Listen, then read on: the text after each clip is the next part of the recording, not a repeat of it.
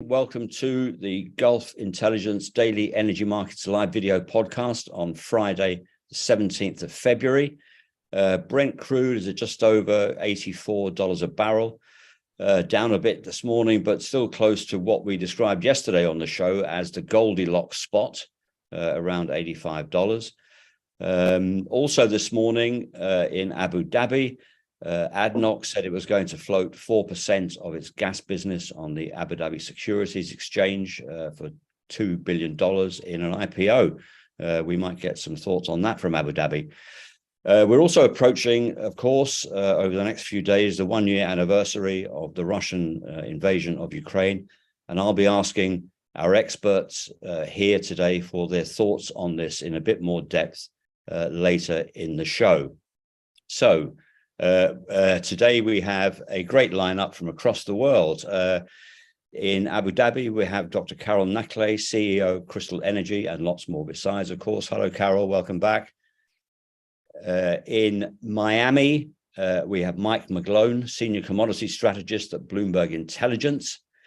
And in Tehran, always a pleasure to speak to Daniel Ramat, Senior Energy Security Consultant. Let's go first to Carol, because you've spent some time in the region recently, Carol, and especially in Riyadh, where there has been a lot of thinking and talking about global energy industries and, I guess, Saudi policy in relation to them. So give me the big takeaways, if you would, from your trip. How are the Saudis thinking? And I guess especially what was their reaction to the surprise Russian cut in output that we saw towards the end of last week? Good morning, Frank. Well, I cannot speak on behalf of the Saudis. I don't represent Saudi Arabia, but it was a very interesting trip whereby you had a big coverage of various participation from different stakeholders. But I guess the common theme that brought people together at the IEF, IEA, OPEC gathering in Riyadh is the current level of uncertainty and volatility in energy markets and this kind of disconnect between energy security and climate security and whether we have sufficient investments around. So for me, from my perspective, I found the most interesting is the issue of volatility and investment gap. But of relevance to our discussion today is perhaps the current uncertainty, level of uncertainty that is prevailing in all energy markets. So not just oil, but if to focus only on oil, people are still expecting volatility and people are still divided in terms of the outlook for the next few years, whether there will be sufficient oil supplies. Actually, my panel was more like the Oxford debate because it was clearly divided. 50% believe we won't have any issue. Actually, there will be more supply coming to the market than demand, whereas the other half believed in the opposite thing. But today, if we focus on the short term, the main uncertainties remain geopolitics, macroeconomics, and under that, I would put China, the Chinese factor.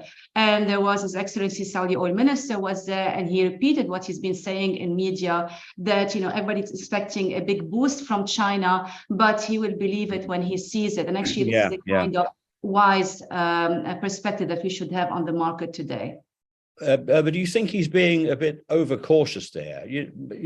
Most of the consensus, it seems to me, is that the Chinese recovery is real and is coming this year, but he is being hyper cautious. I know he is like that by nature, but is his view of the volatility in China's recovery, is that realistic? I tend to subscribe to this perspective of caution because, first of all, yes, when everybody says, yeah, China is going to open, everything's going to be great, prices will spike, I feel that actually they are missing the rest of the dynamics in the market. And we have to ask also how fast Chinese growth is going to happen and when it's going to hit the market. And at the same time, what is happening elsewhere in other economies, the impact of economic growth, the outlook for economic growth elsewhere. So I tend to subscribe more to this caution perspective because it is an important factor, the China factor, but it's not the only one that is driving oil markets this year. Okay, great. Let's stay on that subject and go over to Mike McGlone in Miami. Also, in the course of these various gatherings in Riyadh, this week and last, Mike, Prince Abdulaziz said in a video interview that oil prices had been more stable and secure compared to other commodities since February last year and the invasion, thanks to OPEC plus policy. Is this true, do you think? And, you know, how far can OPEC plus be credited with controlling oil prices? I think the best way to answer that is certainly it's been less volatile than things like natural gas. So I'll go there first. You look at the US benchmark, it's in the major indices, it's dropped to the same price as 1990, and it doesn't have an entity like OPEC in there acting as a governor.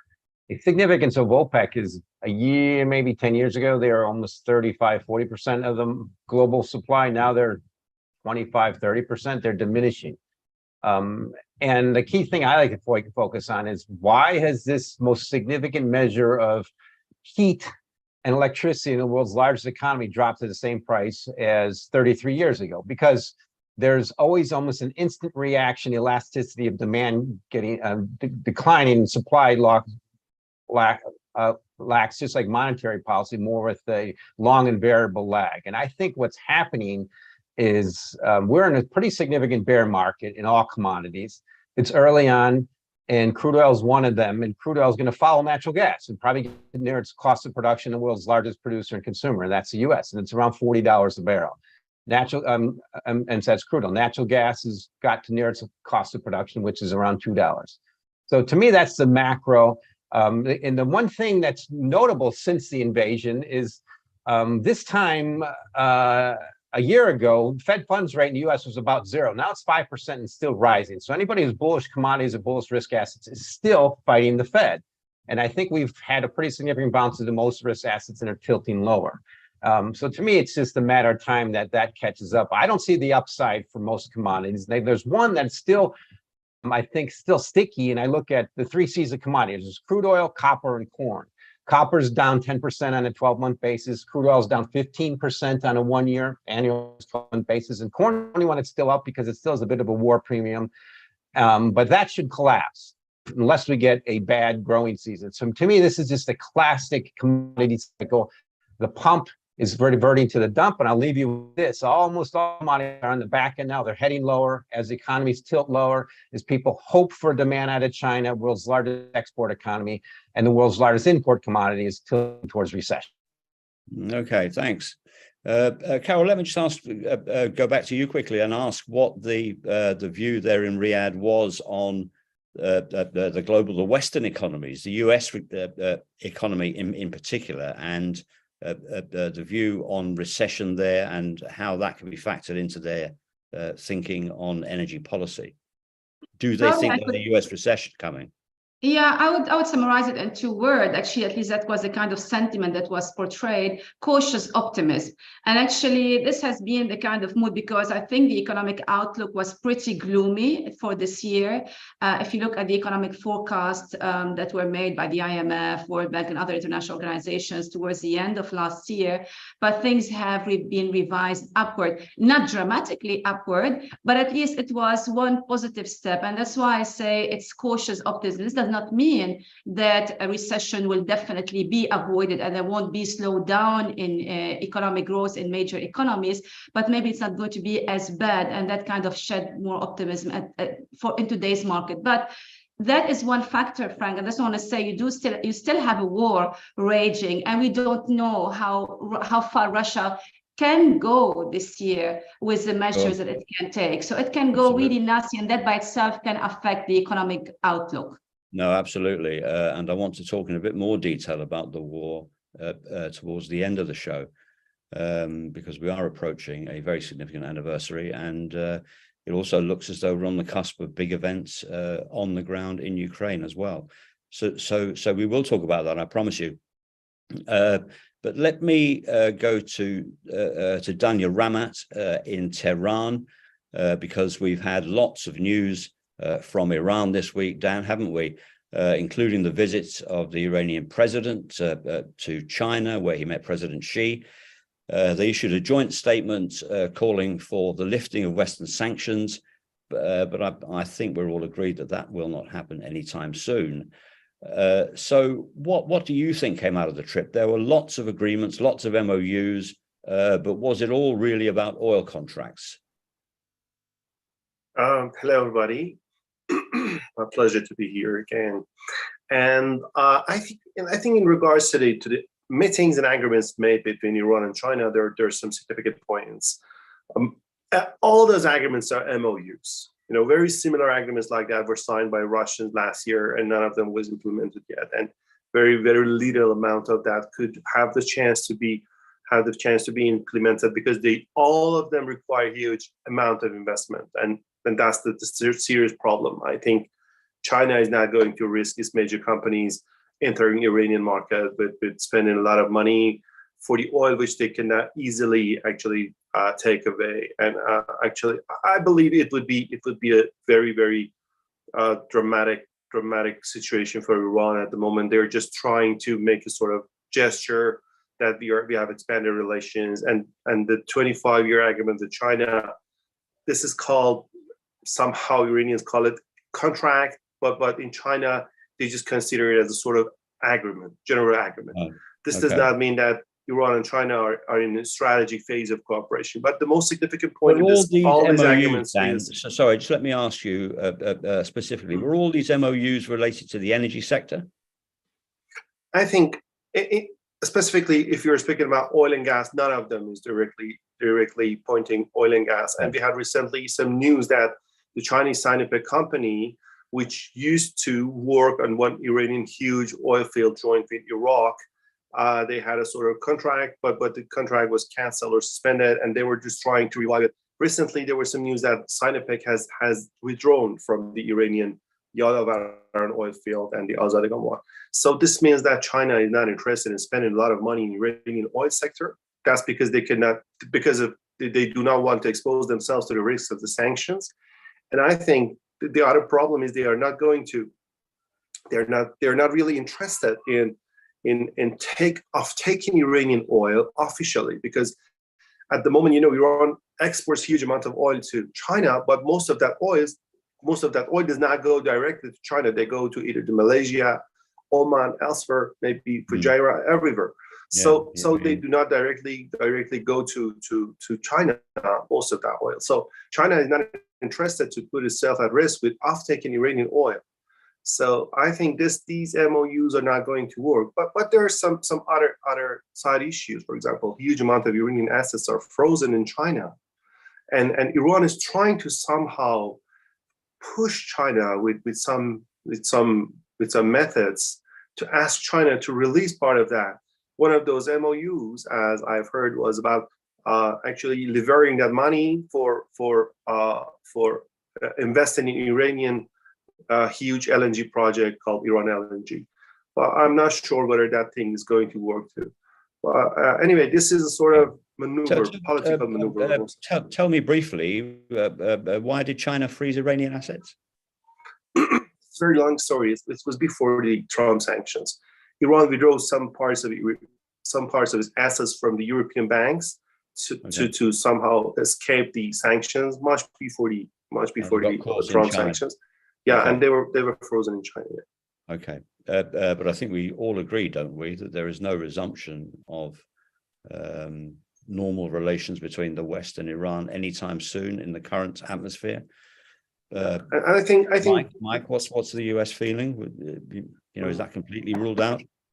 No, I'll stick with Daniel's view, and I don't know really where to go on the Iran factor in crude oil. For me, the macro is so overwhelming. It's kind of the noise in the space. Like the key thing, like when people talk about soft landing, Carol talked about the optimism for a soft landing. I mean, you're not even supposed to talk about that. I mean, people do until the Fed's done tightening. They're still tightening. It's just one of the simple lessons I learned on Wall Street. You don't mess with markets when they've taken away liquidity, and there's a biggest central bank on the planet wants things to go lower. So Iran, to me, is part of the noise in the crude oil market. And the big picture is crude oil is part of the noise in commodities, and they're all going lower.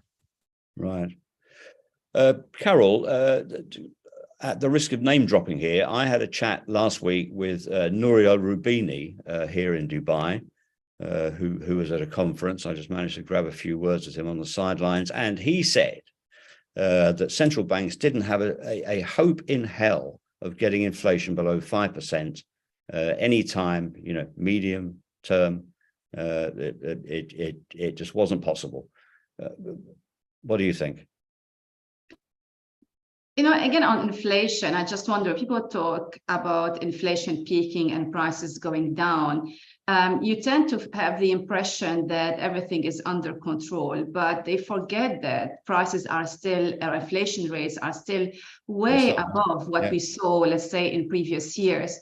And as such, I subscribe to what Mike said earlier, that I don't think that the central banks, almost in any major economies, but particularly in the US with the Fed, have completed the job. They still have some way to go, and I doubt they can achieve that in the short term. So this what I mentioned earlier about the optimism, maybe because there are some encouraging signals in terms of prices, inflation easing, but it does not mean that we have solved the problem. Right. Mike, let me go back to you for one specific thing. There's a very interesting story in the Financial Times this morning saying that energy companies are making plans to go public in the US at the fastest rate in 6 years, as a sector that has long been out of favor benefits from renewed investor appetite. And they note a number of IPOs coming up, mainly in oil and oil services, I have to say.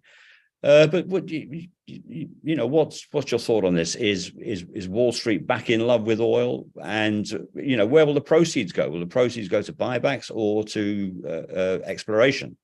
Well, let's look at, I do like the buyback scenario, and what you pointed out, the IPOs just shows the example. There's plenty of independent oil companies in this country and in the world that are less concerned about ESG and then just going to, when prices go up, they provide supply. It's the simple rules of Adam Smith and the invisible hand. And coming from a farming background, prices go up, you bring on more. Going to IPO makes sense. People want to invest in it. But so to me, that makes sense. But to me, that's part of the supply issue. The invisible hand is very bearish to crude oil because that supply is coming on. It still is. It just takes a long and variable lag, like monetary supply, which Carol pointed out. And as far as I have to go back on inflation, I fully expect inflation to collapse. It's collapsing now. I point out that PPI in this country might go negative. The most negative number on the annual basis for PPI was 6.9% in 2009. And on a 7-month basis, PPI in this country is negative 0.5%. It follows commodities very closely. So to me, that's deflation. Chairman Powell pointed out disinflation, and he's still tightening. So to me, that's where it's all going, is deflation significantly. The Fed's still tightening. So as far as what you mentioned, I'm glad you mentioned the micro of oil supply, because that's part of the macro I look at, is that supply always comes on when prices pump with the velocity they did last year. Right. Carol, you mentioned geopolitics, of course, always a big factor in determining volatility or stability. I want to just talk very briefly here before we go on to Ukraine about balloons, if you don't mind, because balloons have been very much in the news over the past week. And now, just in the past few hours, President Biden admitted that 3 of the balloons that were shot down were private balloons. There was a fascinating little story in the press today where let me get the name right, because this is really good. The Northern Illinois Bottle Cap Balloon Brigade reported one of their balloons was missing over Alaska, missing in action, they said. So it looks like this poor hobby group lost one of their balloons in a reaction, a big geopolitical reaction. But that's the flippant side of it. But has the US overreacted in this? It seems as though there was one espionage balloon that came from China, but then they called off the Blinken trip, and they have now sent a senior Pentagon, or they are sending in the next few days a senior Pentagon official to Taiwan, which will further aggravate the Chinese. Have they overreacted, Carol? Just in a nutshell, really. Yeah, I'm not quite sure they overreacted, but they are definitely, the situation is quite tense. But when you said balloons, I was thinking about the balloons for my daughter's birthday party. That's the first thing that came to my mind. Yeah. But, yeah. Happy birthday to her. But look, also we tend to forget that the China-US relationship before the pandemic were not really going in a good direction, right? So, and that kind of we overlooked that because of the situation, because of the pandemic.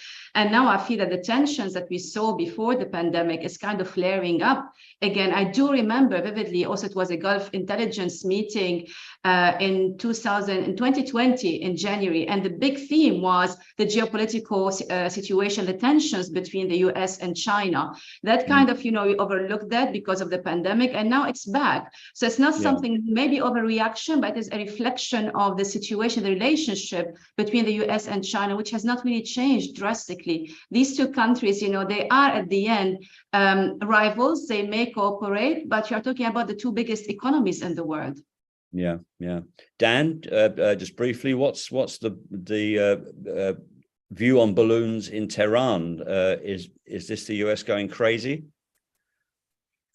The news was reflected in every media in Iran, and everybody was speaking about that. But the latest ones, the two latest, which were targeted in Canada and Alaska, were somehow very mysterious, and there were the government affiliated and IRGC affiliated media were trying to say that the US has done the same action against China several times, and of course they were trying to keep the side of China in this issue.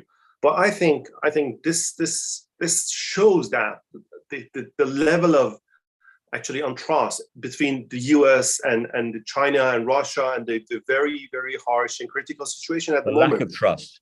Yeah, lack of trust. Yeah, right. And okay. there is huge amount of actually the war. There's a huge war going on in the world. Yeah. Actually, the Ukraine war is actually a proxy war between the East and the West. So I think Americans have the right to be very, very concerned about such type of activities in their territory. Okay. There were also reports this morning of balloons over Kiev, Russian balloons over Kiev. Which brings us into the poll survey and some discussion of the looming first-year anniversary of the invasion.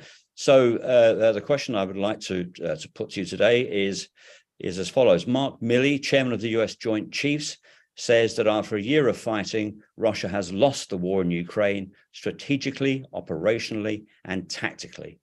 And I would like you either to agree, to disagree, or to state that we will know after the spring offensives. So if we could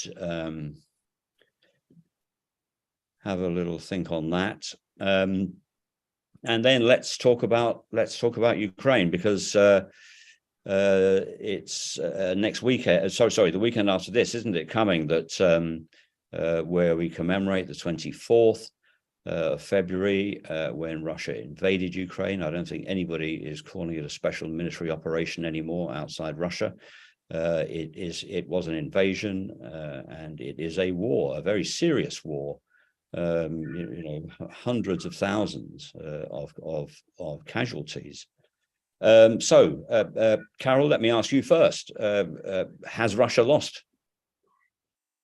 Somebody recently said quite wisely back in the UK at a meeting that you cannot really win a war against a country that has nuclear weapons. So that's why I disagreed, although I would like this war to be over as soon as possible and everything go back to normal. But I think if Russia had lost the war, then we would have seen a much more aggressive reaction from them, because they're not going to just simply walk out. They might cause mayhem perhaps in oil markets, even if it's going to be short-lived. But I am more concerned about Russia being a nuclear power more than anything else. So you don't subscribe to the view that many hold that the nuclear card is a bluff, that Putin keeps waving around. You think he could actually do it? Would you bluff? Would you like to call that bluff? I wouldn't want to go there. No, I agree. Yeah, it is very, very concerning. Mike, your colleague at Bloomberg, Julian Lee, wrote a column recently where he said that Russia had committed energy suicide by launching the war in Ukraine. It was a very hard-hitting column. He came down very firmly on one side of this big debate about the long-term energy and economic effects of the war on Russia. It was finished as an energy power, he said.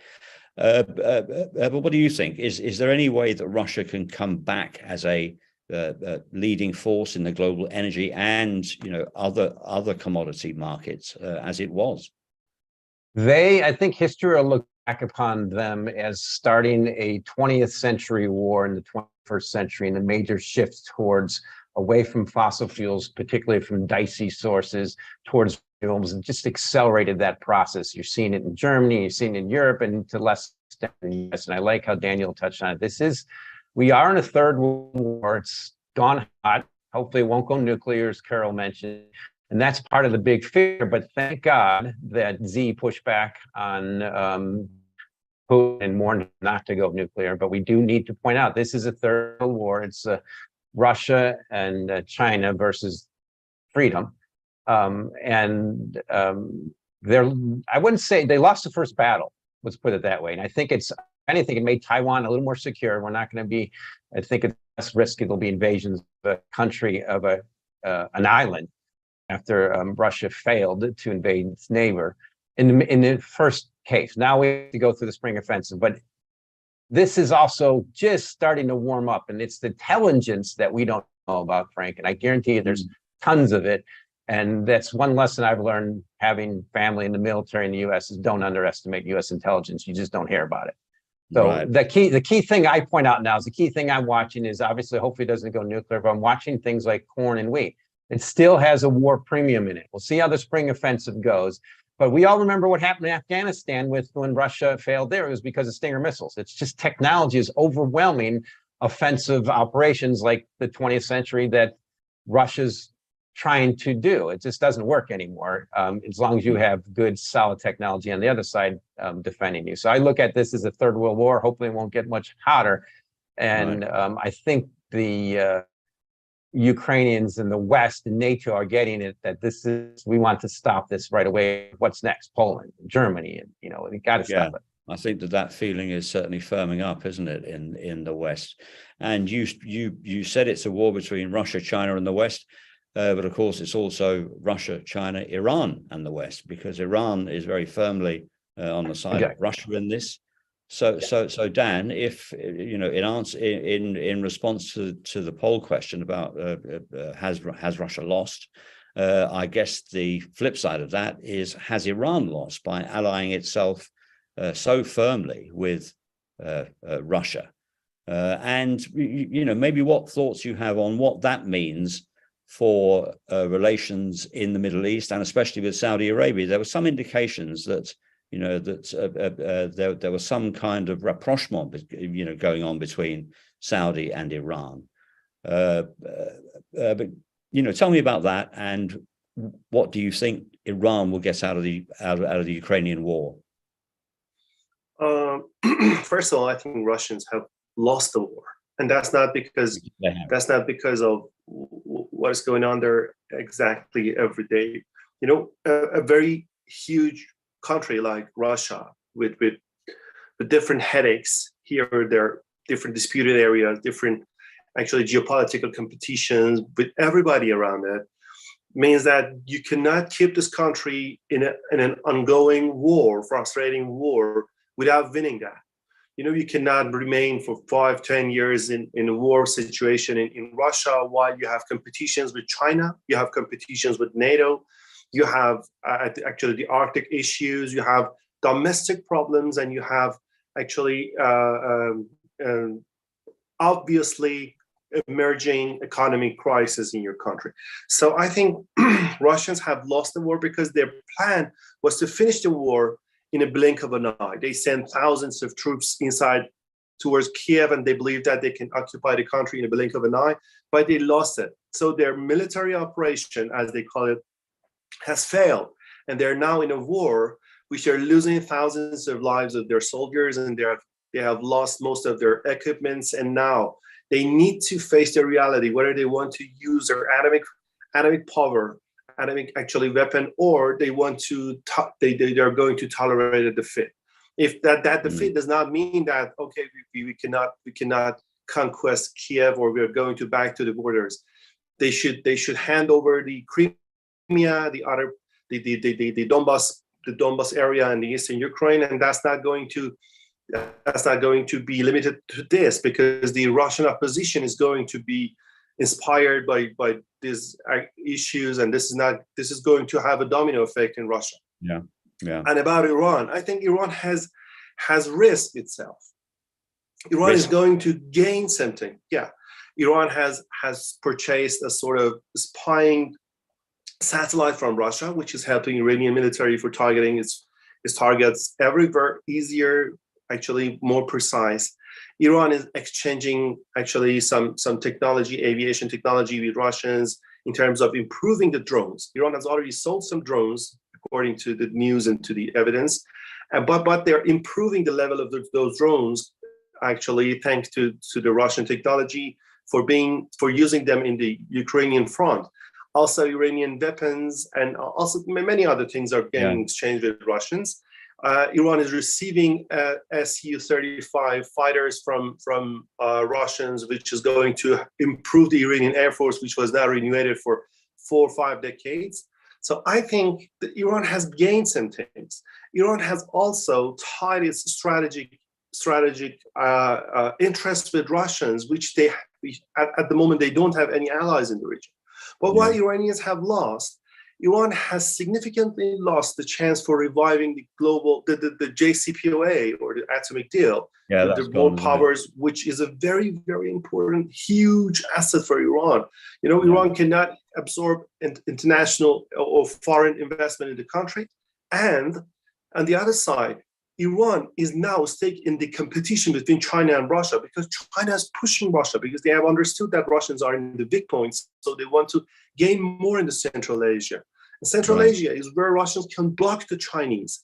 When it comes to the corridor between the so-called Belt Road initiative of China, President Xi. And I have to stop you because we have gone over our time. We could talk about this for hours. I know that. There's so much more to discuss here. And as we approach the anniversary, I guess, the cliche is to say, well, let's just hope it's over soon. But I would add, let's hope it's over soon with the right result. So that was a real, most people, they disagree that Russia has lost. Okay, well, that's quite okay. How interesting, I guess, for all those reasons that we've discussed. But we will know pretty soon. Well, we will know more after the spring offensive. But that was fascinating. So thank you to the three of you, Mike, Carol, Dan. That was a really interesting discussion. We can do that again, I'm sure, another time. Have a great weekend, all of you. And thank you very much. Goodbye. Thank you. Thank you. I got to buy some balloons now. Okay. Get the right kind. Great. Exactly. Make sure you get the right kind. Okay, bye-bye. Bye-bye.